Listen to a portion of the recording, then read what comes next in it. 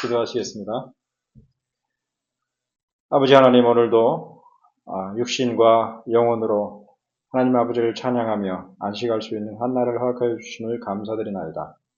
비록 우리가 하나님 앞에 참으로 부족한 자들이오나 우리 심령 가운데 있는 하나님 아버지의 택하심을 기억하게 하시고, 또한 하나님 아버지의 말씀 가운데서 더욱 순종하는 자로서 아버지께로 다가갈 수 있도록 인도하여 주시옵소서. 특별히 부족한 자의 심령 가운데 성령님 함께하여 주시어서 오직 하나님 아버지의 말씀의 진리만이 한 교회에 나누어질 수 있는 복된 이 시간 되게 하여 주시옵소서. 예수 그리스도의 이름으로 기도하옵나이다. 아멘. 오늘 2장 말씀 전체를 읽어주셨는데, 설교의 주제 본문은 1절부터 18절까지고요.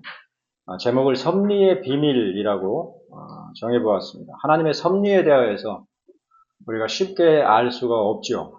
그러니까 하나님 아버지의 섭리하심이라는 것은 그야말로 하나님의 뜻 안에 있기 때문에 하나님께서 우리에게 객관적으로 우리 손에 들려주신 말씀의 한도 안에서만 우리가 분별할 수 있는 것이고, 특별히 우리의 어떤 그 종교심이나 아니면 우리의 이성, 그런 것으로 쉽게 분간할 수 없는 그런 측면에서 참으로 신비한 것이죠. 그러니까 이것이 하나님의 섭리다 이렇게 말하기가 그렇게 쉽지 않은 것입니다. 그러나 긴 역사 가운데서 혹은 하나님 아버지의 말씀의 진리 가운데서 그것이 하나님의 섭리였구나 뒤늦게 아는 경우가 대부분이죠. 특별히 죄악에 대해서는 우리가 쉽게 인식할 수 있습니다. 우리가 어떤 잘못된 것들 혹은 어떤 어그러진 것들을 접하게 될 때에 대부분은 어떻습니까? 하나님의 섭리 가운데서의 어떤 시험보다는 우리 자신의 실수로 말미암는 경우가 대부분이죠. 물론 우리 자신의 실수도 하나님의 섭리에서 벗어나서 이루어지는 것은 아니지만, 그러나 가까이 우리가 경험하는 그런 일상적인 그런 사고 가운데서 볼 때에 우리가 뭔가 불행한 일을 당하는 것은 대부분 우리 자신의 잘못이나 죄악으로 말미암는 경우가 대부분이죠. 그런데 그런 일들까지도 나중에 이렇게 길게 긴 안목으로 바라보면 그 가운데서도 하나님의 섭리하심이 계셨구나 이렇게 미약하게나마 짐작할 수 있을 정도로 하나님의 섭리라는 것은 참으로 비밀한 그런 성격인 것입니다. 그런 하나님의 섭리가 에스더서 가운데서 어떻게 드러나는지, 그러한 주제로서 함께 말씀을 나누는 것인데요. 지난주일에 우리들은 에스더서 1장의 본문 가운데서 지극히 세속적이고도 고도의 정치적인 의도를 가지고서 행한 바사, 페르시아죠. 페르시아 제국의 성대한 잔치가 나타나는 바에 대하여 생각해 보았습니다. 에스더서를 보면 잔치투성이죠. 툭하면 잔치를 벌이죠. 그러나 세상이 제공하는 즐거움과 평화라는 것이 사실은 그 배후에 있는 의도에 부합하는 한에서 제공되는 것으로서 그 의도를 조금이라도 벗어나거나 그 의도를 거스러서 행할 때에는 오히려 그것으로 말미암아 큰 화를 입게 되는 양면성을 지니고 있다는 것을 에스더서에 나오는 제국의 성대한 잔치와 그 가운데서 폐위된 왕 와스티의 예를 통하여서 알 수가 있는 것입니다.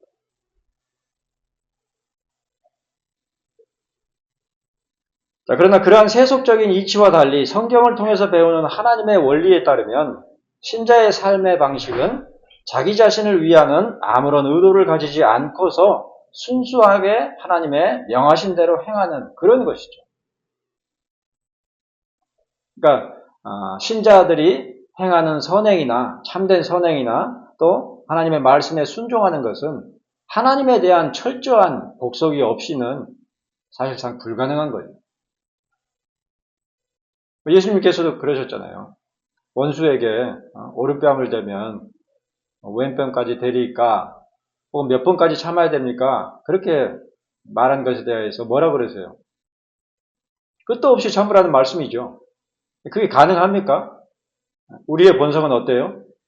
원수가 오른뺨을 때리면 주먹으로 죽통을 날려야 속이 풀리는 그런 성품이죠. 그럼에도 불구하고 하나님의 말씀에 대해 순종해서 묵묵히 참고 감내한다는 것은 복수하지 말라 그러잖아요. 성경에. 그죠? 구약 성경에 보면. 원수 갚지 말아라. 복수하지 말라는 말인데 한두 번은 모르겠지만 내가 두 번까지는 참는데 세 번째 되면 어떻습니까? 이제 그때부터 복수를 해야 우리는 직성이 풀리는 그런 성품이죠.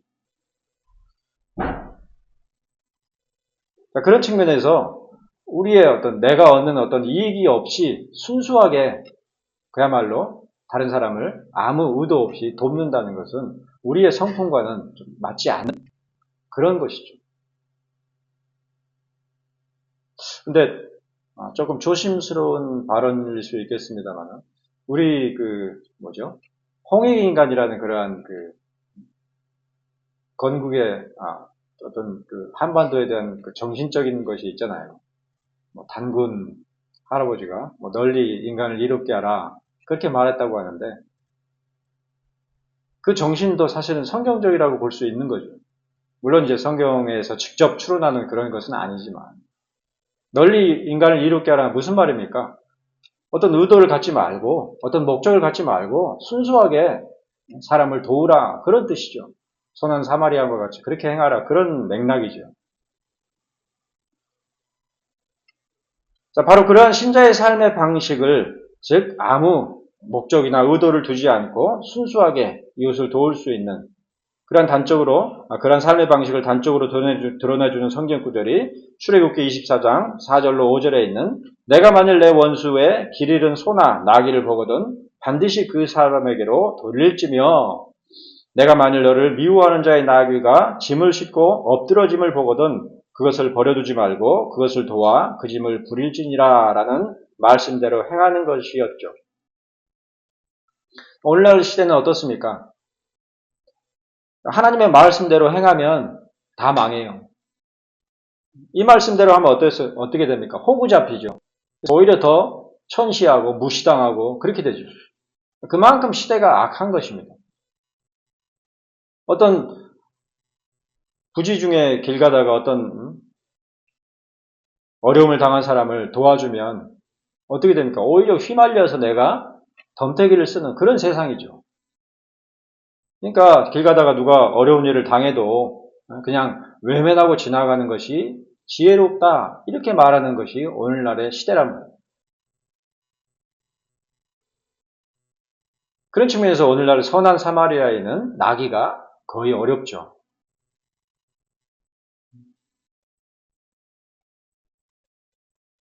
자, 어쨌든 바로 그 말씀 가운데서 하나님께서는 신자들이 살아가는 방식이 자기 자신을 위하려고 하는 의도가 전혀 없이 철저하게 하나님의 뜻에 따라서만 살아가도록 하는 것임을 분명하게 이해할 수가 있는 것입니다. 특별히 그리스도인들이라고 한다면 자기를 위하는 것보다 남을 위하는 것이 늘 먼저여야 되는데 현실은 그렇지 않죠. 아무리 신실한 그리스도인이라고 해도 먼저 자기를 위하지 그리고 남으면 다른 사람을 좀 위하고 돕지. 다른 사람을 먼저 생각하는 그런 그리스도인들은 찾아보기가 쉽지 않죠. 나보다 남을 낮게 여기라 그랬는데 사도의 말씀에 의하면 그렇게 여깁니까? 우리 눈에 보면 아유 저 사람은 그래도 나보다 나아 이렇게 보기보다 아유 그래도 내가 저 사람보다는 낫네 이렇게 생각하는 경우가 대부분입니다.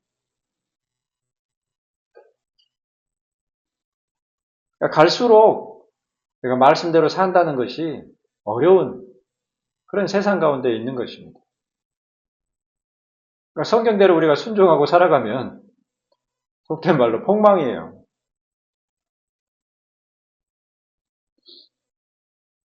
자, 하지만 보편적으로 사람들은 자기 자신의 안위를 위하기 마련이라 이 땅 가운데서 살아가는 내내 내 몸을 위해서 무엇을 먹으며 무엇을 입을까 하는 염려 가운데서 살아갑니다.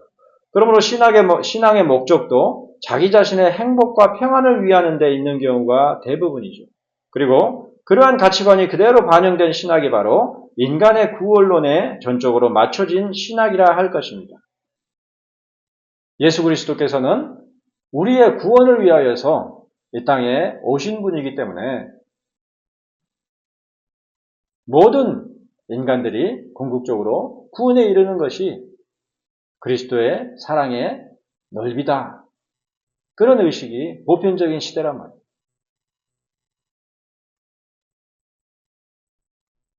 하나님의 영광이라는 그런 안목은 거의 찾아보기 어렵죠.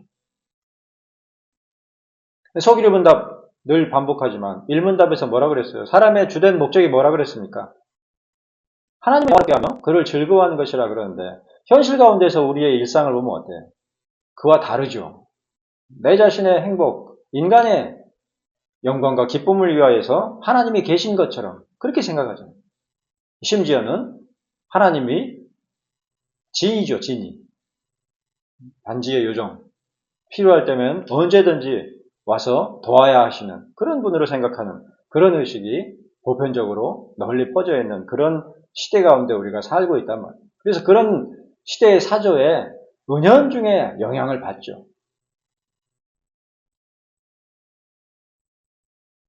이 바른교회 예배의 어떤 형식이나 틀만 해도 어떻습니까? 우리의 몸에 많이 안 맞죠?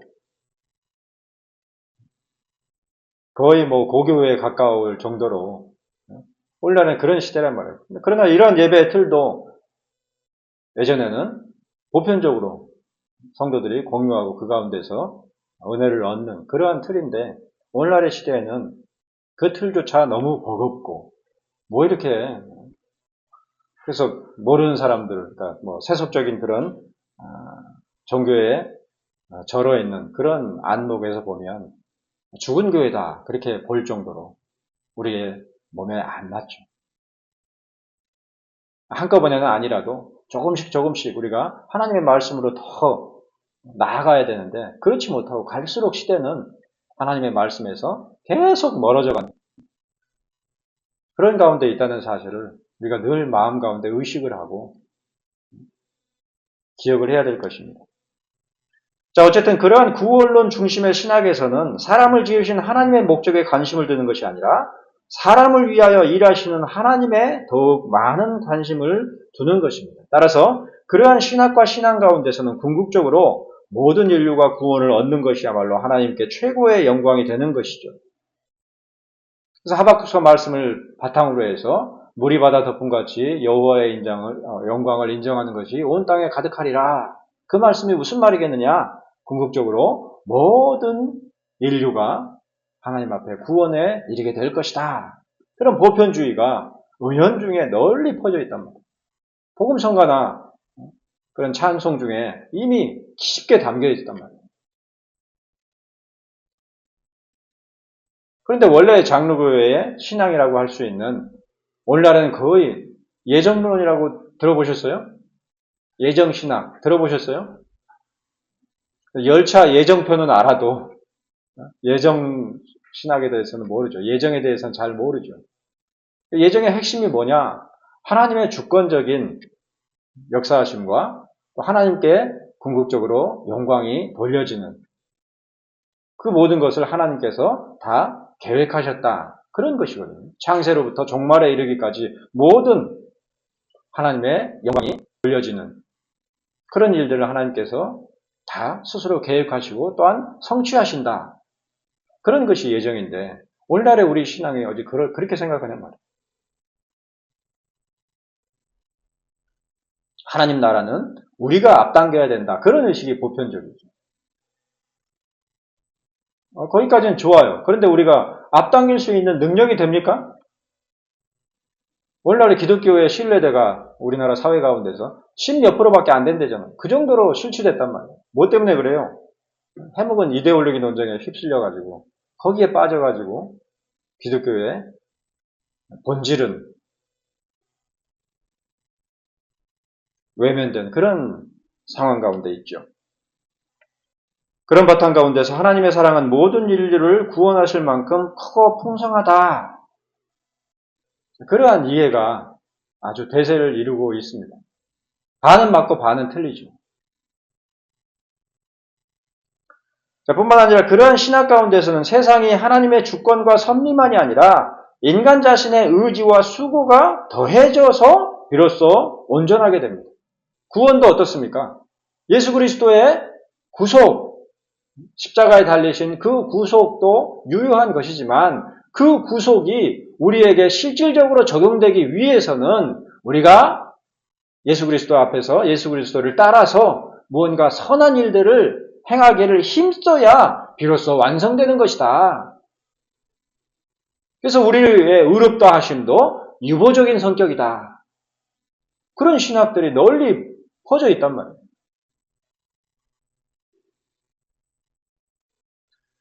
그러므로 신자들은 적극적이고도 진취적으로 하나님의 나라를 앞당기려고 애를 써야만 한다. 왜 예수 그리스도께서 오시지 못하느냐? 예수 그리스도께서는 지금이라도 당장에 오실 수 있지만 우리가 하나님 앞에 헌신하지 못하고 우리가 이 시대 가운데서 선을 제대로 행하지 못하기 때문에 그리스도께서 오시고 싶어도 못 오신다. 그런 메시지가 도처에서 아무 비판 없이 아무 하나님의 말씀에 성경에 이해 없이 그렇게 도처에 퍼져 있단 말이에요. 만약에 그것이 사실이라면 예수 그리스도께서는 영원히 오시지 못하죠. 왜? 우리 인간의 몰골이 어떤지 역사를 통해서 다 증명이 됐잖아요. 단 한순간도 인간은 온전한 적이 없어요. 전에도 말씀드렸다시피 우리가 죄를 완전히 떨쳐낼 수 있는 유일한 방법이 뭐라 그랬습니까? 유일하지는 않아요. 한 가지 방법이 뭐라 그랬어요? 죽어야 끝나는 싸움이란 말이에요. 죽어야 우리는 죄를 안 지어요. 살아있는 한은 목사고 성도고 그리스도인이고 불신자건 간에 다 죄를 범하는 그런 자들이야. 그런데 그런 우리가 하나님 나라를 앞당겨야 된다 그러면 무슨 소망이 있어요? 영원히 불가능한 것이죠. 그런데 성경을 보면 예수 그리스도께서 이 땅에 오실 때 어떻게 오셨습니까? 그야말로 도적같이 오셨죠.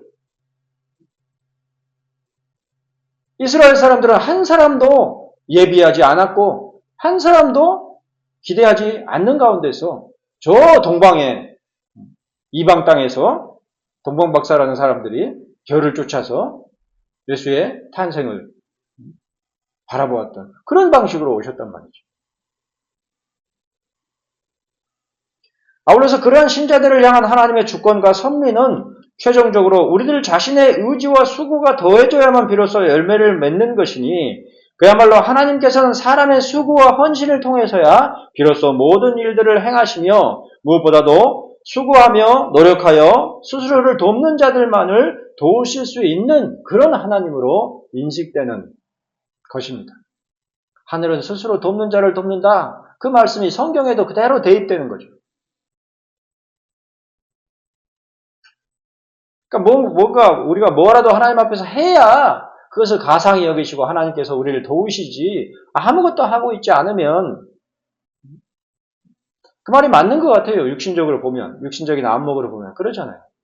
최소한 하나님께 울고 매달려야 뭘 하나님께서 해결해 주시지.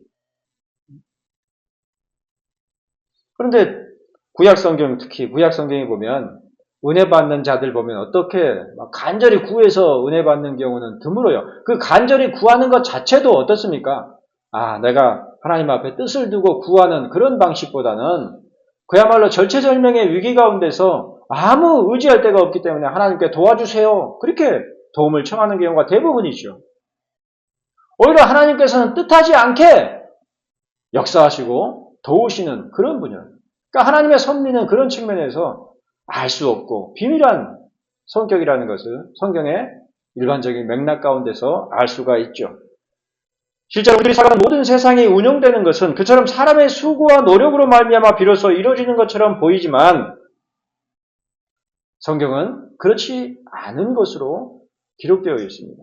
내 입에 밥이 들어오기 위해서는 쌀을 살 수 있는 돈이 있어야 하고 그 돈을 얻기 위해서 열심히 수고하거나 최소한 열심히 구걸이라도 해야 비로소 얻어지는 것이 엄연한 현실인 것으로 보이는 것입니다. 심지어는 교회도 돈이 있어야 운영할 수 있는 거지.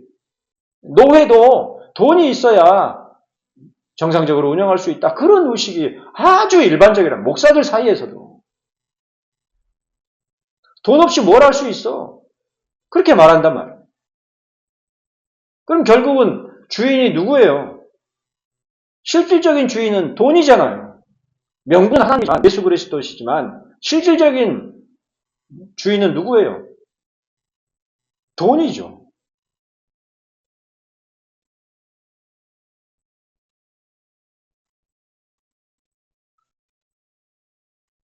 에스더서는 바로 그처럼 운영되는 세상을 단적으로 반영하여 보여줍니다. 잔치를 벌이기 위해서는 뭐가 있어야 됩니까? 엄청난 재물, 돈이죠. 모든 일들이 돈으로 이루어지고 있는 것처럼 보이는 것이 에스더서란 말이에요.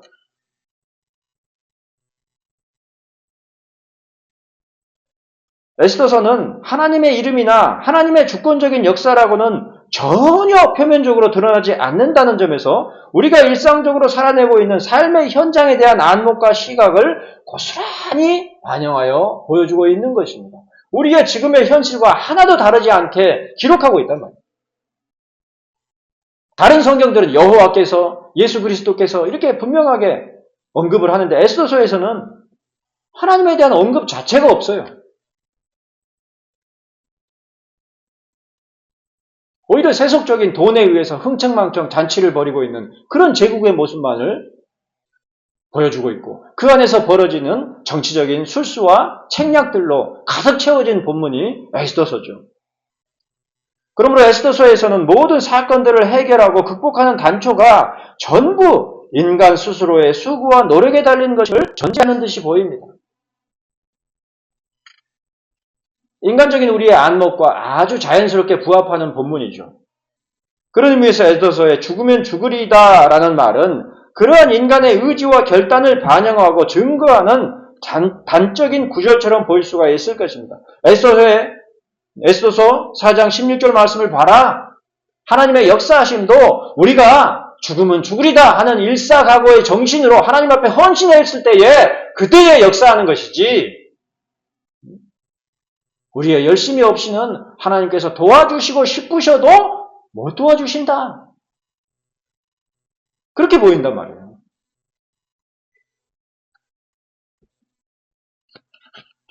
하나님의 일하심조차, 사역조차 인간의 결단과 철저한 헌신을 요구하는 것으로 보이는 그런 방식으로 기록된 것이 에스더서죠. 그러나 에스더의 죽으면 죽으리다라는 말은 에스더의 결단과 의지만을 증거하고 있는 말이 결코 아닙니다. 오히려 죽으면 죽으리다라는 에스더의 말은 그야말로 일사각오를 담은 것이면서 우리 자신의 의도와 의지의 문제가 아니라 전적으로 일이 되어지는 데에 따르도록 자신을 내던지는, 그러니까 하나님께서 이루시면 이루실 것이고 하나님께서 패하시면 패하여질 것이다. 다만 나는 하나님께 전적으로 의지하고 따르겠다. 그런 맥락이죠. 내가 어떻게 해서든 내가 해보겠다. 죽을 각오로 해보겠다. 그런 말씀이 아니란 말이에요.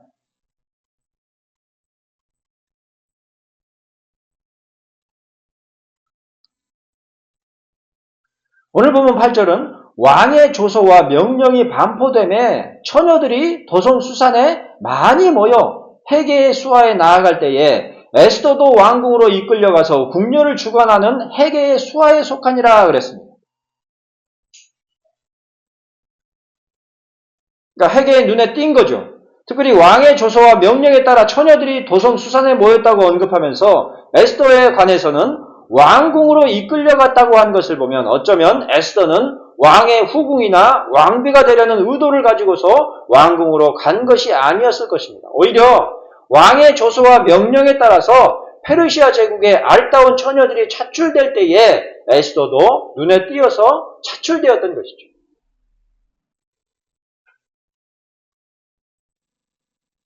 옛날 조선시대에 청나라에 또 명나라 때도 마찬가지고 항상 우리 중국의 속국에 속한 것처럼 그렇게 살았었잖아요. 그죠? 옛날에는. 그때에 중국의 사신들이 와서 이쁜 처녀들을 골라서 데려갔던 그 모습이죠. 그런데 당시 페르시아 제국의 문화, 특별히 궁중의 예법 가운데서는 한 번 궁에 이끌려 들어간 처녀는 왕의 간택을 입지 못하더라도 다시 고향으로 돌아갈 수가 없었습니다. 왕이 이제 간택하지 않았으면 다시 고향으로 돌아가서 평범한 삶을 살게 했으면 좋을 건데 그렇게 하지 않았단 말이에요. 마치 조선시대에 우리나라의 궁궐에서 그랬던 것처럼 페르시아의 수산에서도 궁으로 이끌려간 처녀는 왕의 간택이 없더라도 평생 궁녀로서 수산궁에 머물러야만 했던 것입니다. 그 시대에 안 태어난 것이 여러분들에게 큰 복이라고 볼 수 있겠죠. 그죠? 물론 이뻐야 그런 곤란한 처지에 놓였겠지만 이쁘지 않았으면 그냥 평범하게 살았겠죠. 그때 시대나 지금이나. 우스갯소리입니다. 민감하게 받아들이지 마세요. 자, 그러므로 에스더가 수산궁에 이끌려갔을 때에 에스더의 형편은 왕비가 되거나 궁녀가 되거나 간에 어쨌든지 다시는 궁궐 밖으로 나가지 못하는 처지로 끌려 들어간 것이었죠. 그것으로 끝이었단 말이에요. 수산궁에 가서 왕비가 되거나 아니면 수산궁에서 결국 죽을 때까지 궁녀로 머물러야만 하는 그야말로 죽으면 죽을 수밖에 없는 형편으로 끌려 들어갔던 것입니다. 자신의 의지와는 상관없이 사는 삶을 살게 되었던 거죠. 이처럼 에스더서에 등장하는 에스더의 첫 행적에 관한 기록에는 처음부터 범상치 않은 이끌림이 자리하고 있습니다. 그리고 그 이끌리는 절차 또한 표면적으로는 지극히 세속적입니다. 오직 아하수에로 왕을 좋게 하려는 한 가지 의도를 위하여서 수많은 여인들의 삶을 송두리째 수산궁으로 옮겨놓는 일을 통하여서 도무지 아무도 짐작할 수 없는 하나님의 섭리가 예비될 것이라고는 상상조차 하기가 어려운 것입니다. 그러니까 왕이 자기 욕망을 채우기 위하여서 궁녀들 중에, 그러니까 데려온 여자들 중에 자기가 가장 마음에 드는 여자를 택하기 위하여서 궁궐로 에스더를 이끈 그런 일들 가운데 무슨 하나님의 선하신 역사가 있겠는가? 전혀 기대할 수 없는 그런 가운데 있었던 것이죠. 하지만 그런 하나님의 섭리에 대한 어렴풋한 암시가 오늘 본문 9절에 흐릿하게 드러나 있습니다. 에스더서 2장 9절은 헤게가 이 처녀를 좋게 보고 은혜를 베풀었다 이렇게 했는데 이 은혜라는 말은 히브리어 헤세드, 즉 하나님의 백성들을 향한 사랑과 자비를 묘사하는 단어를 그대로 쓰고 있습니다. 그러니까 에스더서에서 가장 성경적인 단어는 헤세드밖에 없어요. 그러므로 왕의 욕망을 위하는 한없이 세속적인 일을 위해 억지로 이끌린 에스더의 행보에는 그 겉모양과는 다르게 하나님의 백성들을 향한 하나님의 사랑과 자비로운 섭리가 아주 은밀하게 예비되고 있었던 것입니다. 잘 감춰져 있죠.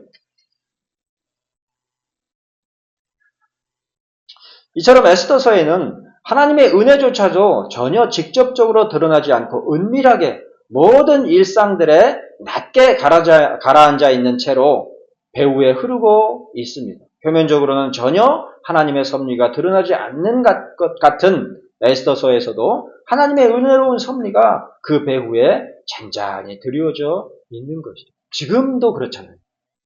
지금 이 시대에도 주변을 보면 하나님의 섭리를 짐작할 수 있습니까? 어때요? 쉽지 않죠. 온통 세속적인 일로 가득하죠. 거기서 하나님의 섭리를 발견한다는 것은 여간한 신앙심이 아니고서는 거의 불가능하죠. 그러니까 보통 사람들이 특히 교회에 오래 다니신 분들, 나한테 좋은 일이 벌어지면 하나님의 섭리고, 나한테 해로운, 어려운 일이 생기면 하나님의 섭리가 아니다. 하나님의 뜻이 아니다. 그렇게 생각하는 게 대부분인데.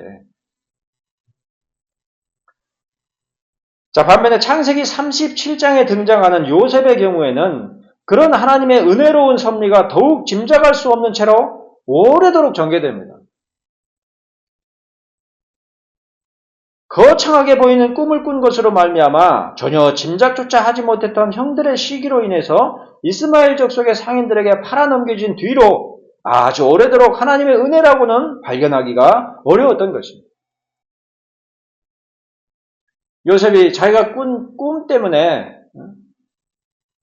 형들에 의해서 이스마엘 족속에게 팔려가게 될 것이라 짐작했겠어요? 오히려 참 희한한 꿈을 꿨다. 그러면서 오히려 형들 앞에 자랑했었잖아요. 물론 창세기 39장에서는 요셉에게 하나님의 은혜가 드리워졌던 것을 직접 언급하고 있습니다. 에스더서 2장 8절에서 에스더가 이끌려간 것처럼 창세기 39장 1절에서 요셉 또한 자신의 뜻과는 상관이 없이 이끌려서 애굽에 내려갔지만 에스더서 2장 9절에서 에스더가 궁녀를 주관하는 내시 헤게에게 은혜를 입은 것처럼 창세기 39장 4절에서도 요셉도 그의 주인에게 은혜를 입어 섬겼다. 그렇게 기록했죠. 자, 그러나 에스더가 그처럼 은혜를 입고 나서 곧장 형통하게 되는 일들로 향했던 것과는 달리 요셉은 오히려 더욱 깊은 나락으로 떨어지고 말았죠. 에스더가 죽으면 죽으리라 그렇게 말했지만 에스더의 형편은 수산궁에 들어간 이후로 한 번도 나빠진 적이 없어요. 그죠? 계속 형통했단 말이에요. 그런데 요셉은 어떻습니까? 꿈꿨다가 형들의 시기로 이방 족속에 이스마엘 족속에 팔려나갔죠. 또 감옥에서도 꿈꾼 사람들의 꿈을 해석해 줬다가 좋은 일을 겪기는커녕 그냥 잊혀지고 말았고 아주 오래도록 왕의 죄수를 가두는 감옥에서 만난 떡 맡은 관원장과 술 맡은 관원장의 꿈을 해석해 준 일 가운데서 실막 같은 희망을 기대했다가 좌절되었을 때에 하나님께서 이 꿈을 해석한 일로 말미암아 내가 이제 나갈 수 있겠구나. 그렇게 기대했겠죠. 그러니까 그 관원장한테 나가고 난 다음에 나를 좀 기억해달라 그렇게 말했던 거잖아요. 그런데 나가고 나서 그 관원이 어때요? 사카맣게 잊어버렸던 거예요. 얼마나 좌절했겠어요. 희망을 품었다가 그게 꺾이면 사람이 어떻습니까? 아주 크게 좌절하죠. 아예 희망이 없었으면 모르겠는데 뭔가 이렇게 희망이 있었다가 그 희망이 꺾어버리면 어때요? 이 모든 희망이 다 사라져버리죠. 요셉이 그 지경에 이르렀던 것입니다. 그때에 요셉은 형통하게 하시는 여호와 하나님의 헤세드를 더 이상은 기대할 수가 없었을 것입니다. 한번 좌절했다가 빛을 본 것이라면 몰라도 그처럼 빛을 보는 듯 하다가 다시 더욱 깊은 나락으로 떨어진 요셉으로서는 처음보다 더욱 깊은 낙심 가운데 처했을 것이 자명한 것입니다. 하지만 모든 의지할 곳을 잃어버린 낭망된 형편 자체에 있어서는 요셉과 에스더의 형편이 동일했죠. 요셉이 가족들에게서 떨어져서 멀리 애굽의 감옥에 아무런 기약 없이 갇히게 된 것처럼 에스더 또한 모르드게에게서 떨어져 수산궁에 이끌려갔을 때에 마찬가지로 아무런 기약이 없는 형편이었던 것입니다. 더 이상 모르드게 곁으로 갈 수 없게 되는 거죠.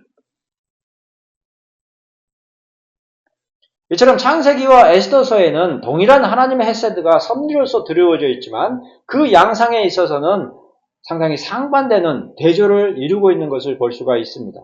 우선 창세기에서는 그것을 분명하게 하나님의 헤세드라고 밝히고 있지만 그 현실에 있어서는 전혀 그것이 하나님의 헤세드임을 분간하기 어려운 나락으로만 치닫는지 보입니다. 반면에 에스더서에서는 하나님의 이름조차도 전혀 등장하지 않는 가운데 진행되는 일련의 사건들이 하나님의 헤세드임을 전혀 밝히지 않으면서도 살짝 코멘트는 하지만 전반적인 사건의 진행 가운데서는 그것이 하나님의 은혜라고는 짐작할 수 없는 그런 가운데서 하나님의 헤세드를 충분히 짐작할 만큼 형통한 형편으로 나아가도록 그렇게 기록되어 있는 것이죠.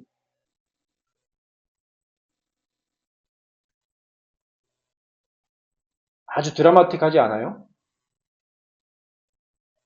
더구나 창세기에 등장하는 요셉의 경우에는 처음부터 줄곧 그가 이스라엘 족속이라는 사실을 숨기지 않았지만 에스더서에서는 그녀의 민족과 종족을 전혀 밝히지 않고 있습니다. 그러니까 이스라엘 민족으로서의 어떤 역사를 기록하는 방식으로 서술된 것이 아니라 이방 여느 페르시아 제국의 한 여자의 일상일 뿐이란 말이에요. 그런 방식으로 기록되어 있단 말이에요. 그러므로 헤세드 곧 은혜와 관련한 구약의 두 기록들 사이에는 표면적으로 하나님의 은혜임을 명백히 밝히면서도 그 실제적인 현실에 있어서는 여전히 앞이 보이지 않는 고난들의 연속인 창세기의 요셉에 대한 기록과 표면적으로는 하나님의 은혜임을 전혀 밝히지 않으면서도 실상은 전적인 하나님의 은혜로 이끌리는 에스더서로서의 역설이 대칭적으로 기록되어 있는 것입니다. 데칼코마니라고 그러죠. 물감을 이렇게 뿌려놓고 가운데를 접었다가 펴면 대칭적으로 모양이 나오는 것처럼. 아마도 믿음에 있어서 그리 신실하지 못한 백성들, 불과 100년도 안 되는 짧은 기간 가운데서도 믿음이 떨어진 이스라엘 족속들과 같은 보통의 신자들인 우리들이라고 한다면 당연히 에스더와 같이 형통케 되는 가운데서 미약하나마 하나님의 은혜를 조금씩 깨달을 수 있기를 원할 것입니다. 그래서 에스더서가 한동안 인기를 끌었죠. 죽으면 죽으리라. 그 문구를 바탕으로. 누구나 고난과 역경 속에서 하나님의 은혜를 깨닫는 것보다는 형통함과 순탄함 가운데서 하나님의 복된 은혜를 깨닫기를 원하는 것이죠. 그래서 간증을 보면 다 어때요? 내가 이런 어려움 가운데 있었지만 하나님께서 복을 주셔서 형통했다. 이래야 간증자로 세우지. 내가 한때는 잘 나갔지만 지금은 다 거덜나서 하나님밖에 의지할 데가 없는 그런 형편 가운데 있다. 이렇게 간증하는 사람 봤어요? 그러니까 성공 사례를 간증하지 실패 사례를 간증하는 경우는 없잖아요. 에스더 2장 9절과 12절에 기록된 헤세드가 얼마나 형통하고 풍성합니까? 심지어 15절에서는 에스더가 모든 보는 자에게 사랑을 받더라 그랬으니 그야말로 모든 사람들에게서 사랑을 받는 자리에 이르게 되는 형통함과 풍성한 은혜가 언급되어 있습니다.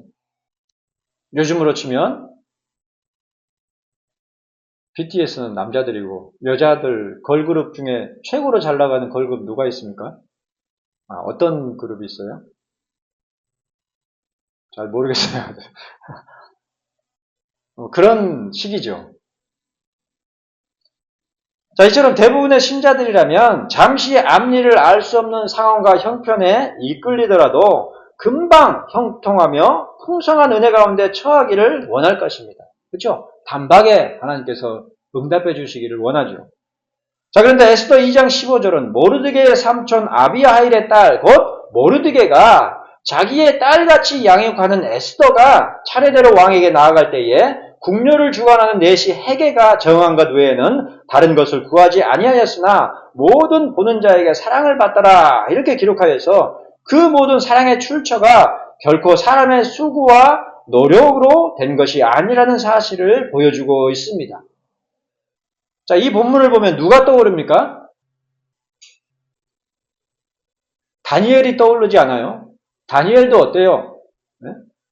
다른 애들은 막 진짜 엄청 막 단백질도 많이 먹고 그렇게 해가지고 자기 외모를 가꾸고 있는데 다니엘은 어땠어요? 그냥 평범한 그런 음식을 먹었어도 다른 어떤 사람보다 탁월한 외모를 보였단 말이에요. 에스더도 마찬가지였던 거죠.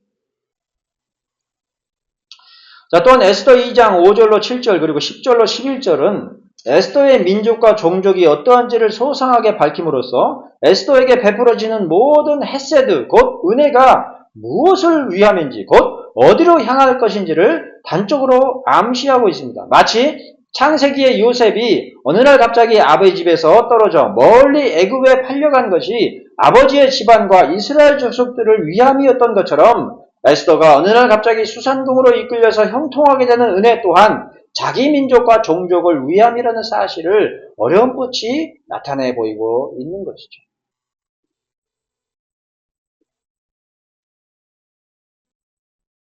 요셉이나 에스더는 하나님의 이스라엘 민족, 특별히 하나님의 택하심을 입은 백성들을 향한, 하나님의 백성들을 향한 풍성한 은혜의 도구요, 수단들인 거죠.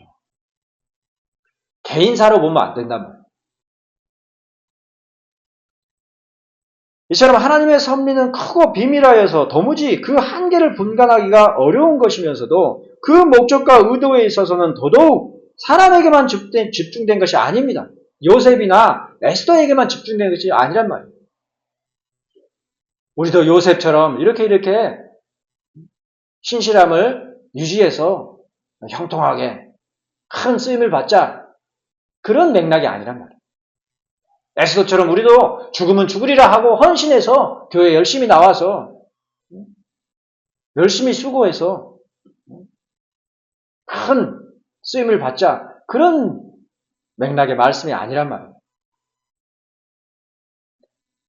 에스더 1장을 본문으로 한 지난주일의 메시지에서 헬라 제국의 정벌을 의도로 한 아하수에로의 잔치를 살펴본 것도 하나님의 섭리라는 것이 결코 사람의 의도하는 바 그 안위를 위하는 것이 아니라 오직 하나님 자신의 뜻을 이루는 데 있음을 생각하고자 함이었던 것입니다.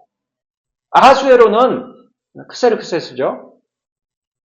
영화 300에 나오는 그 나는 관대하다, 그 크세르크세스. 뭐 때문에 잔치를 벌였다고 그랬어요? 헬라 제국을 정벌하기에 앞서서 남자들을 독려하기 위해서 벌인 잔치였는데 전혀 그 왕의 의도와 상관이 없이 하나님의 비밀한 역사와 섭리들이 일어나는 그런 일이었단 말이죠. 만일에 하나님의 섭리가 우리 각자의 안위를 위하는 것이라고 한다면 창세기 40장에서 술 맡은 관원장이 요셉을 기억하지 못하고 그를 잊었을 때에 요셉은 영영 신앙의 뒤안길로 사라져버렸을 것입니다. 마찬가지로 에스더서의 하나님의 섭리가 에스더 개인의 안위와 형통함만을 위하는 의도였다고 한다면 에스더서는 에스더 2장 18절을 끝으로 더 이상 기록할 필요가 없었을 것입니다. 자, 이렇게 잘 되었으니 그 뒤로 에스더는 행복하게 살았더라, 이런 식 동화 프로 끝내도 족하겠죠. 그러나 요셉의 경우처럼 분명히 여호와 하나님의 함께하심을 말하고 있거나 에스더의 경우처럼 여호와 하나님의 함께하심과 은혜가 명확하게 드러나지 않거나 간에 하나님의 섭리라는 것은 철저히 하나님의 작정하신 바를 이루는 것을 목적으로 하고 있습니다. 하나님의 뜻에 따른 것이지 우리의 뜻이나 우리의 의지에 딸린 그런 것이 아니란 말이에요. 그러면 요셉의 경우처럼 번번이 형통케 될 기회가 좌절되는 경우에 있어서나 에스더의 경우처럼 당장에 형통케 되는 것처럼 보이는 경우이거나 간에 신자들은 전혀 낙담하거나 만족하여 더 이상의 섭리가 필요하지 않은 것이 결코 아닙니다. 오히려 요셉처럼 그야말로 앞이 캄캄하거나 에스더처럼 형통하거나 간에 하나님의 섭리하심은 묵묵히 진행되는 것이죠. 따라서 하나님의 섭리라는 것은 인간의 지혜나 안목으로가 아니라 하나님의 말씀인 성경을 바탕으로 하는 신앙 가운데서 비로소 분별할 수가 있는 것입니다. 오늘날 이 시대의 그리스도인들, 오늘날 이 시대의 교회들이 잃어버린 것이 바로 그 믿음이죠.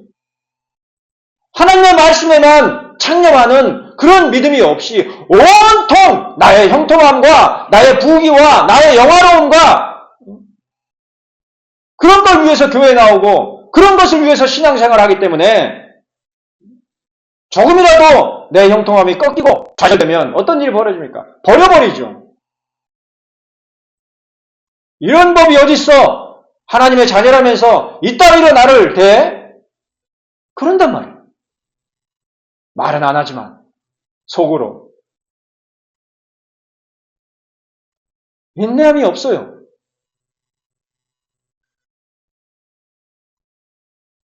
그러니까 말씀의 일꾼들, 물론 할 말은 없지만 사역자들을 헌신자처럼 여기죠.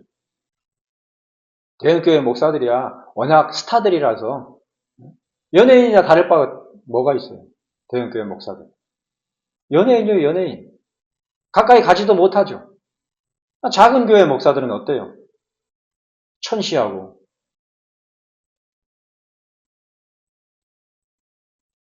무시하는. 제가 아직도 상처가 남아가지고 그럼 하나님의 말씀만을 생각한다면 그럴 수 없는 거죠. 그럴 수 없는 거예요. 오늘 본문인 에스더서 2장을 보면 에스더의 유일한 후견인인 모르드게에 대해서 5절에서 소상히 소개하기를 뭐라 그랬어요? 그는 베냐민 자손이니 기스의 증손이요 시므이의 손자요 야일의 아들이라. 이렇게 기록되어 있으면 우리는 도통 뭔 소리인지 모르죠. 그런갑다 하죠. 그런데 바로 이러한 소개 가운데서 우리 그야말로 캄캄한 가운데서도 여전히 목적하신 바를 이루도록 섭리하시는 하나님의 열심을 짐작해 볼 수가 있습니다. 송파구의 어떤 교회의 목사님이 하나님의 열심이라는 타이틀로 크게 유명해졌지만 그 열심이 지금은 쇠락해져서 참 안타까운 그런 실정 가운데 있습니다만은. 자, 사실 모르드게의 아버지 야일의 할아버지인 시므이는 이스라엘의 초대왕 누구예요? 사울의 친척입니다. 그러니까 사울과 연관된 족보를 얘기하고 있는 거죠. 또한 기스는 사울의 아버지고 그런 사울은 베냐민 지파 사람입니다. 그러므로 그는 베냐민 자손이니 기스의 증손이요 시므이의 손자요 야일의 아들이라고 모르드게를 소개하고 있는 에스더 2장 5절 말씀은 당연하게 이스라엘 왕 사울을 떠올리게 하는 기록인 것이죠. 우리는 이렇게 기록되어 있으니까 이게 뭔 말인가 그러지만 이스라엘족 히브리 족속들은 이 기록된 말씀 가운데 딱 사울을 떠올린단 말이에요. 사울 집안 사람이야? 그런단 말이에요. 하지만 잘 아신 바와 같이 사울은 실패한 이스라엘의 왕이었습니다. 처참하게 실패한 왕이죠. 아울러 사울이 실패하여 왕자를 빼앗기게 된 것은 아말렉의 왕 아각과 그의 양과 소의 가장 좋은 것 또는 기름진 것과 어린 양과 모든 좋은 것을 남기고 진멸하기를 주려 아니하고 가치 없고 하찮은 것은 진멸했었기 때문이라는 사실이 사무엘상 15장에 분명하게 기록되어 있는 것입니다. 무슨 말이에요? 사울이 실패가 어떤 실패예요? 전쟁에서 져서 스스로 자살한 그런 것을 얘기하는 것이 아니라 근본적으로 사울이 어디에 실패한 거예요? 하나님의 말씀대로 순종하지 못했단 말이에요. 안 했단 말이에요. 가서 그 족속을 남녀노소 다 죽이라 이렇게 명하셨는데 그러지 않고 좋은 건 다 남기고 사람도 건강하고 이쁜 애들은 다 남겨두고 가축도 건강하고 튼실한 놈들은 다 남겨두고 비리비리한 그런 것들만 도말하고 또 제물로 그렇게 나왔단 말이에요. 그것으로 말미암아서 실패한 것이죠. 더욱 놀라운 것은 에스더서에서 모르드게가 대적하는 하만은 아각 사람 함무다다의 아들이라는 사실입니다. 에스더 3장 1절에 그렇게 기록되어 있죠. 한마디로 모르드게는 이스라엘의 실패한 왕 사울의 후손이고 하만은 사울을 패배하게 한 원인이 된 아말렉 족속의 후손인 것입니다. 그러니까 사울 계열과 아말렉 족속이 에스더서 가운데서 맞붙고 있는 거죠. 그래서 유대인들은 에스더서를 좋아한단 말이에요.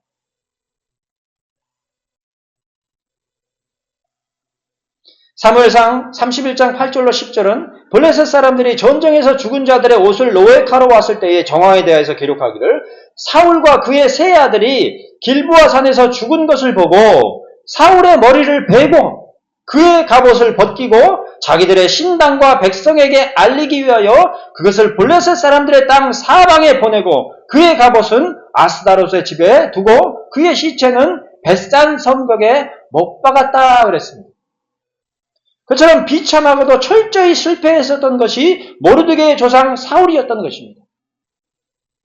그러니까 이스라엘의 초대 왕이 이렇게 처참하게 실패했단 말이에요. 난도질을 당한 거죠. 그러나 하나님의 섭리는 그처럼 비참하게 실패하고만 사울의 후손 모르드게를 통해서 다시 한번 승리의 기회를 열어가고 있다는 사실. 인간의 불성실과 실패가 아니라 신실하신 하나님의 열심으로 말미암아 다시 한번 이루어지는 참으로 극적이고도 놀라운 승리를 향하고 있다는 사실을 에스더 2장 5절에 모르드게에 대한 소개의 말씀이 어렴풋이 나타내주고 있는 것입니다. 이제 하나님께서는 에스더와 모르드게에 대한 얘기를 하는 것이 아니라 이스라엘 족속이 크게 좌절하고 실패했었던 그 일들을 다시 회복시키시는 그런 놀라운 섭리가 일어날 것이다. 이렇게 짐작할 수 있도록 기록되어 있는 말씀이란 말이에요. 우리는 잘 모르지만 유대인들은 알죠.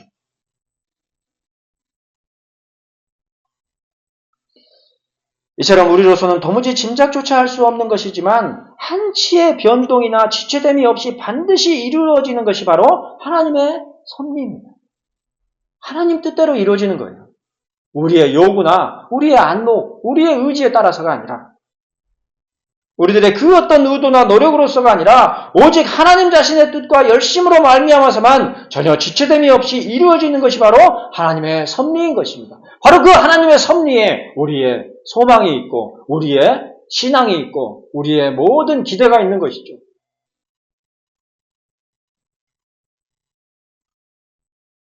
그렇지 않고 신앙의 모든 축이 우리 자신에게 있다고 한다면 소망 없죠. 소망 없습니다.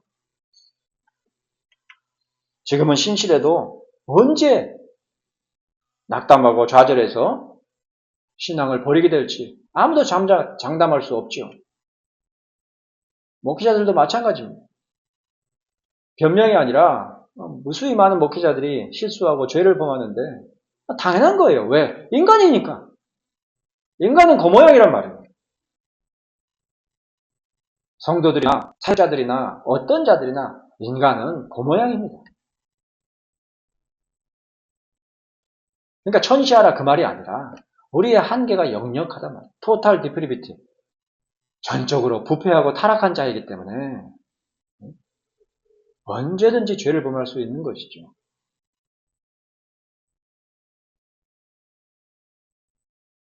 그러니 겸손할 수밖에 없죠. 자랑할 것이 뭐가 있어요? 아무리 내가 신실하고 아무리 내가 교회에서 중직이고 아무리 내가 은혜를 많이 입었어도 내일 어떻게 될지 아무도 장담할 수 없단 말이에요. 에스더 2장 18절은 모든 지방관과 신하들을 위하여 잔치를 베풀고 또 각 지방의 세금을 면제하고 왕의 이름으로 큰 상을 주었던 것에 대해서 에스더를 위한 잔치라고 말하지만 그 모든 사건들의 배후에는 전적인 하나님의 섭리가 역사하고 있는 것입니다. 에스더만을 위한 잔치가 아니란 말이에요. 아하수에로만을 위한 잔치가 아니었단 말이에요. 그러므로 우리들은 요셉과 같은 막막한 고난의 형편 가운데서나 에스더와 같이 당장에 형통하게 되는 상황 가운데서나 간에 언제든 하나님의 섭리만을 의뢰하며 바라보는 신앙 가운데 거해야 할 것입니다. 하나님만이 소망이에요. 우리가 하나님을 믿는 것이지 나의 신실함을 의지하는 것이 아니란 말이에요.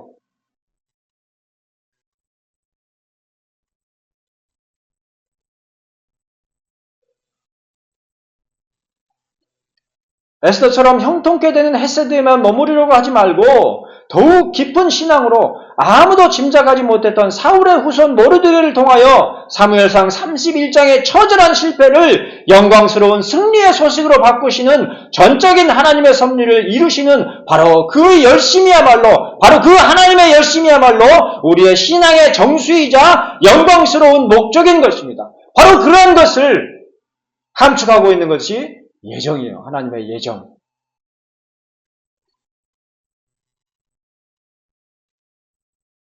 우리가 범죄하고 우리가 실패하고 우리가 좌절하고 우리가 신실하지 못하고 그런다 할지라도 우리가 생각하고 우리가 계획한 대로가 아니라 하나님의 뜻에 따라서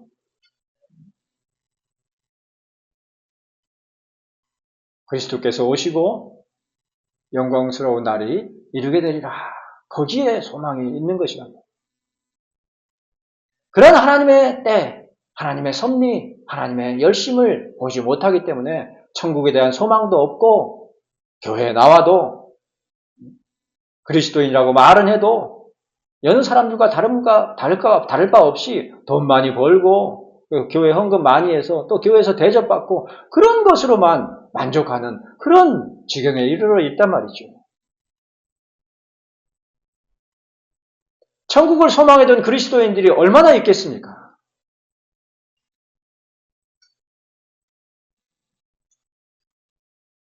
두원밭에 굴러도 이승이 낫다고 천국보다 이 땅에서 은혜 받고 영광스럽게 사는 것이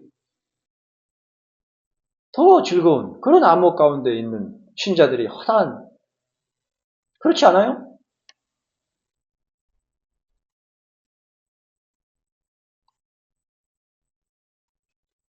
사실 하나님의 열심으로서의 섭리들은 우리들의 일상 가운데서 대부분은 전혀 그 실체가 드러나지 않습니다.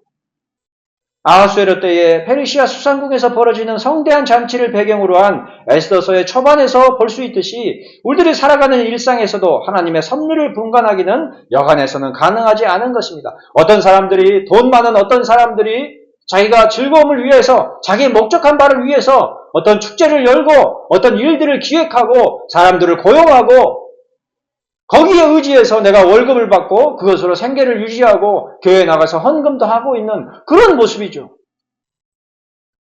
우리 주변의 모습이 그런 모습이잖아요. 그러니까 냉정하게 객관적으로 상황을 보면 신자라고 하는 것도 결국에는 내가 열심히 일하고 아니면은 사람들에게 의지해서 충성해야 살 수 있는 것이지, 하나님 의지해서 되는 일이 뭐가 있냐? 그래도 혹시 불안하니까 내가 하나님께 나아오지만 정말 내가 의지하는 대상은 누구예요?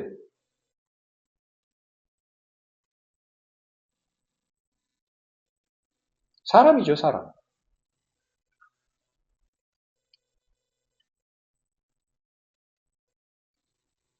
또한 그러한 우리의 일상들 가운데서 누구나 한 번쯤은 마치 에스더가 수산궁에 이끌린 것처럼 전혀 예상하지 않은 일들, 심지어 그 일을 겪은 전과 후가 확연하게 구별되면서도 다시는 그 전으로 돌아갈 수 없는 형편으로 이끌리는 일을 당하게 됩니다.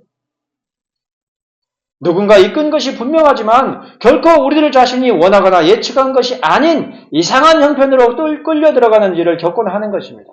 한때는 내가 수백억, 수천억을 굴리는 그런 자산가였지만 다 말아먹고 원룸에 6식구와 함께 오밀조밀 월세 내가면서 사는 그런 지경에, 그리고 언제까지 그 삶을 살아가야 할지 답도 안 보이는 그런 지경 가운데 이룰 수 있단 말이에요. 그때도 신실할 수 있겠느냐? 아무도 장담할 수 없죠.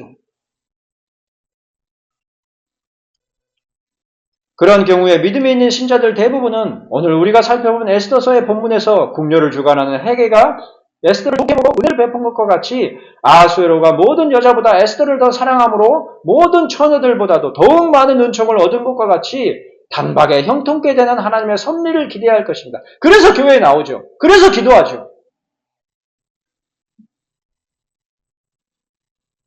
로또 맞듯이 하나님께서 예비하신 기적을 통하여서 지금의 형편을 나아가지게 도와주십시오. 다들 그렇게 기도원 가고 그런단 말이에요.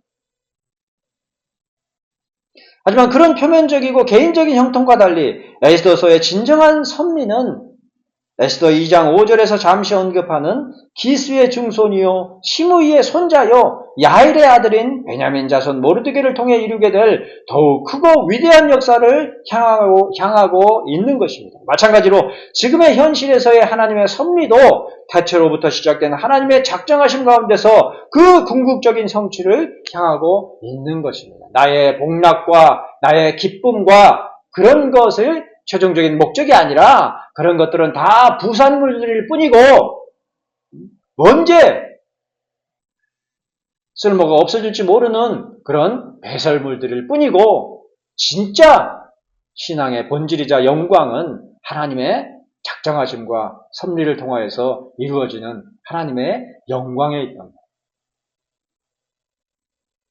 그 영광을 신앙으로 바라보는 자만이 참된 교회에 속한 자들이고 나를 위하지 않고 다른 사람을 아무 목적 없이 위하는 그런 하나님의 말씀대로 순종하는 하나님의 백성들이란 말이에요. 오늘 교회들 얼마나 많습니까? 도처의 교회죠. 그 교회들에 이러한 신앙을 가진 자들이 득실득실 하다면 사회가 어떻겠어요?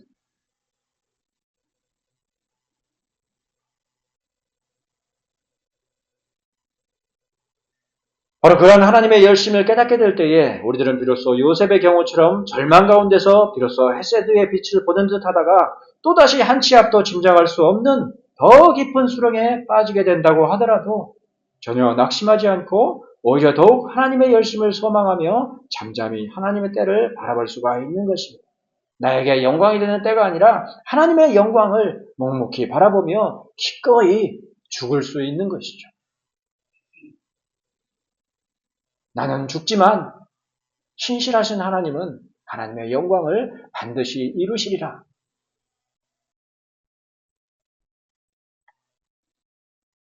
그리고 에스더의 경우처럼 잠시 앞일을 예상할 수 없는 형편으로 끌려 들어가지만 즉시로 은혜를 입고 은총을 얻더라도 그것에만 만족하여서 그 자리에 주저하지 않고 여기가 좋사오니 내가 초막새를 지어서 그런 말 하지 않고 더욱 깊은 하나님의 섭리를 향할 수 있는 온전한 믿음으로 묵묵히 나아갈 수 있어야만 하는 것입니다. 그것이 신앙의 노정이죠. 내 만족과 기쁨과 영광을 추구하지 않고 하나님의 영광을 바라보고 기꺼이 죽을 수 있는 것이 진짜 신앙이란 말이에요. 그렇게 할 수 있겠습니까? 장담할 수 없죠. 저도 장담할 수 없습니다. 그러니까 은혜예요. 은혜 없이는 불가능한 거죠. 모든 것이 은혜란 말은 그때에 나올 수 있는 거예요. 불법을 행하고 온갖 돈으로 그냥 그렇게 해놓고 다 하나님이 이루셨다. 그런 것이 아니랍니다. 하박국서에 나온 것처럼 논밭에 소출이 없고 외양간 송아지 없고 감람나무 열매 그치고 그야말로 아무것도 없을지라도 나는 오직 구원의 하나님으로 말미암아 기뻐하리라. 그런 것이 신앙의 본질이란 말이죠. 그런 신앙이 우리에게서 나올 수 있습니까? 불가능하죠. 은혜로만 제공되는 것이죠. 그게 진정한 은혜인 것입니다.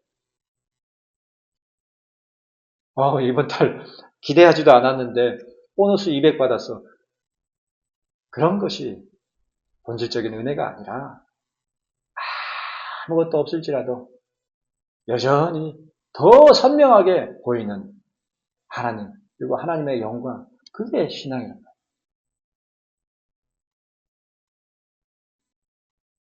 바로 그처럼 에스더가 수산궁에 억지로 이끌리며 요셉이 애굽에 억지로 끌려갔던 것처럼 우리 각자의 인생에 있어서 전혀 짐작하지 못했던 이곳, 이 자리, 이 시간 가운데 이끌린 우리 모두에게 더욱 깊은 하나님의 섭리와 원하시는 일이 이루어지기까지 쉬지 않으시는 하나님의 열심이 충만하기를 오직 하나님의 관점 가운데 있는 믿음으로 구하며 축복하는 바입니다.